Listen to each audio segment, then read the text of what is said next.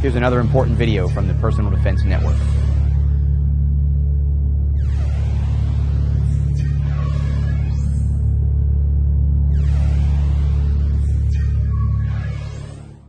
If you look at any real-life picture of somebody flinching in the media and the news, you will always see open hands. So we try to build our tactics in the PDR program around a simple thesis statement. What does your body want to do prior to any training?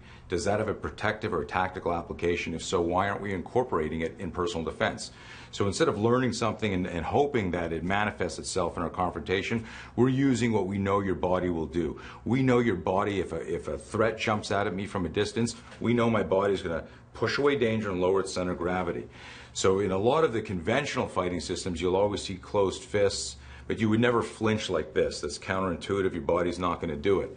So we use, again, what is organic, what is present, and forensic studies have also supported this research by showing in many situations. Let's think about a car accident where somebody didn't wear their seatbelt. Go through the windshield, there's always trauma on the hands and the forearms. In a knife attack, where somebody was attacked from the front, there's almost always trauma on the hands and the forearm. So the speed of the flinch is incredible. It always beats the initial onslaught, that ambush moment. So what we want to do then is we're thinking, okay, let's reverse engineer the system. If we know that the speed of the startle flinch is going to intercept that punch, that knife, that bullet, that windshield, how can we use that kinetic energy in self-defense? So this is really the nucleus and rationale for it. Remember, the spear is a bridge to your next move, and this is all part of the personal defense program. The most important thing I want to remind everybody is that you're sitting there, you're watching this, you already can do this. You don't need to practice flinching. What you need to learn is the outside 90 open hand rule. Create that space and then transition to your next move. In this case, we're going to show you a couple of next moves. When the hand is open, let's say it was a headbutt coming at you and your hands came up, now your opponent's head is right here, why would you then drop into a classical karate stance and start punching? That'd be ridiculous. Get your hands right there and you're thinking about a thumb in the eye, a finger in the eye, raking the face. Very, very simple movement. If you want to demystify it, you don't need some fancy oriental name. You don't need to train extensively.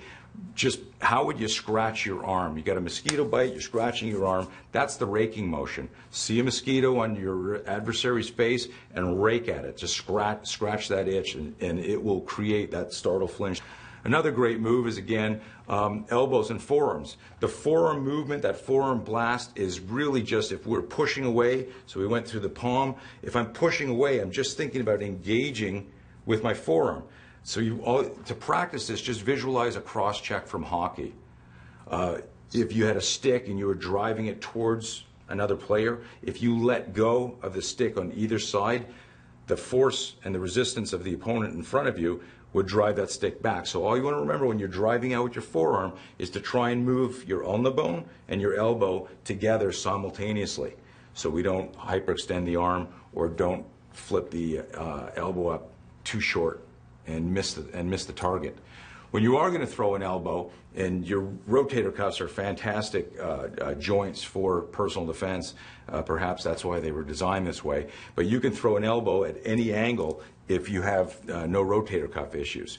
The classic ones we practice are just a vertical elbow and a horizontal elbow, okay, and a diagonal elbow to overcome an obstacle where we're coming across. You can practice them at home real simple. If you've ever put a seatbelt on in your car, you've done thousands of elbows already. Every time you reach across to grab your shoulder seatbelt, you've already created that neuromuscular communication for that elbow rotation.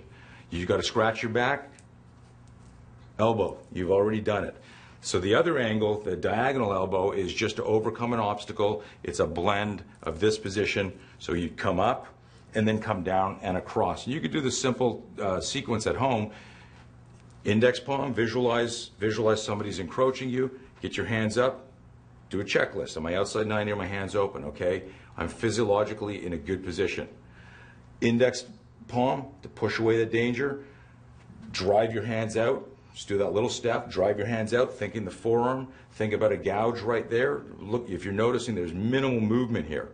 If that threat was in close and it encroached me and I had my hands up against the throat or the face and it was time to throw an elbow, all I would do is think, I got to get my seatbelt on, and that elbow would come across. If the head were here and I were jammed and stuck here, all I'm thinking about here is, okay, I got to scratch my back. Bring that hand back, and the elbow's going to track right through there. These moves are so simple, and when we show the Good Samaritan, hey, look at a movement that replicates this personal defense tool, and look at a movement you use in everyday life.